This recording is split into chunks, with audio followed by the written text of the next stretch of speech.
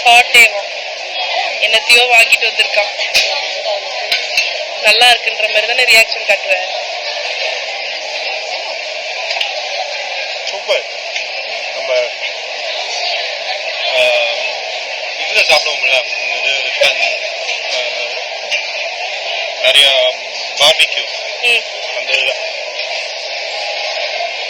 Barbecue அளவுக்கு தான் இருக்கு. இது என்னது? இது பார்பிக்யூ துவையலா? காரமாக வேணும். ஆஹா,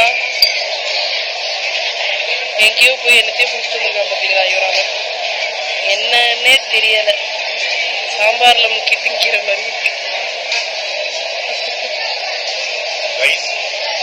ரைஸ் கேக்கா?